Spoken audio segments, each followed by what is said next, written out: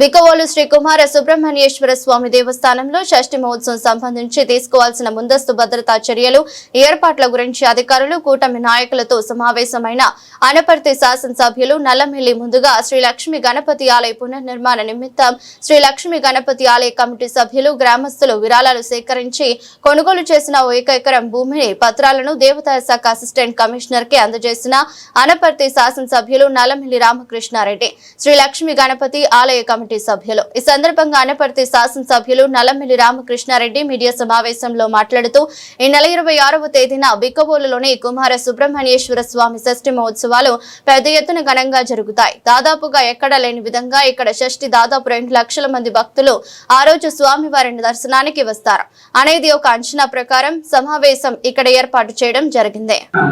75% కూడా ఈజీగా మనం ఎక్వైర్ చేసుకోగలం. ఆ రకంగా మనం స్వామివారికి సఫిషియంట్ మేరకు మనం భూమిని ఎక్వైర్ చేసి అందజేయగలం. ఆ విషయంలో ఎమ్మెల్యేకి కమిటీ తరఫున వారు చేస్తున్న సంపూర్ణ సహాయ సహకారాలు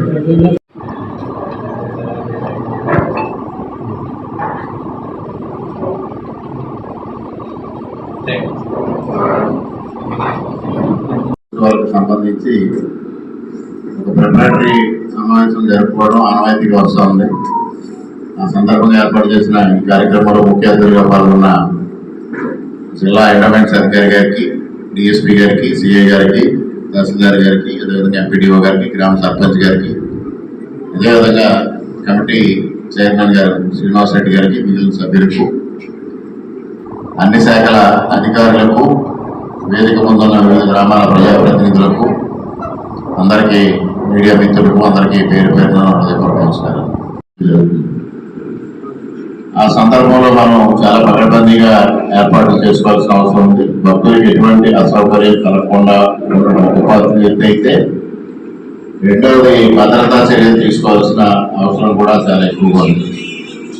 ముఖ్యంగా ఇటీవల కాలంలో కొన్ని సంఘటనలు మనం వరుస సంఘటనలు చూసాం. వైకుంఠ ఏకాదశి రోజు తిరుమలలో జరిగిన సంఘటన కానీ, చంద్రోత్సవం రోజు సింహాచలంలో జరిగిన సంఘటన కానీ, మన కార్తీక ఏకాదశి సందర్భంగా ప్రైవేట్ టెంపుల్ కాశీపుగలో వెంకటేశ్వర స్వామి ఆలయంలో జరిగిన విషాదం కానీ మనం చూసాం. ఇటువంటి వరుస సంఘటనల నేపథ్యంలో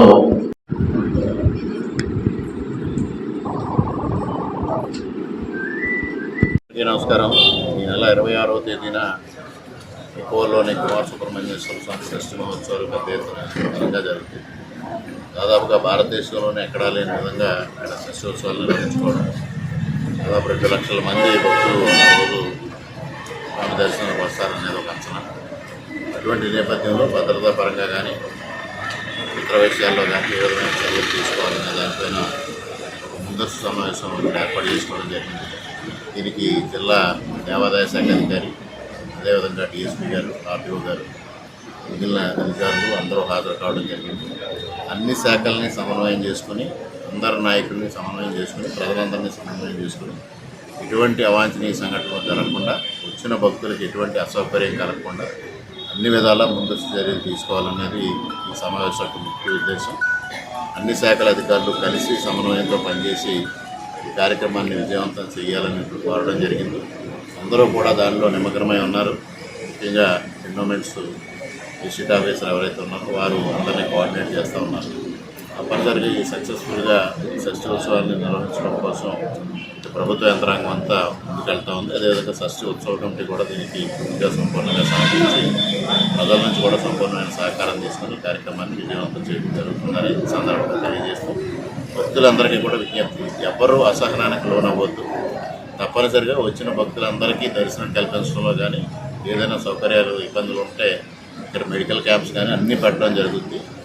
వాలంటీర్స్కి చెప్పి మీకు ఏదైనా అసౌకర్యం ఉంటే ఆ అసౌకర్యం తీర్చుకోవడం తప్పించి అసహనానికి లోనై లేనిపోని ఇబ్బందులకి గురి కావద్దని కూడా ప్రజలందరికీ సవినయంగా విజ్ఞప్తి చేసుకుంటూ సెలవు తీసుకుంటాం.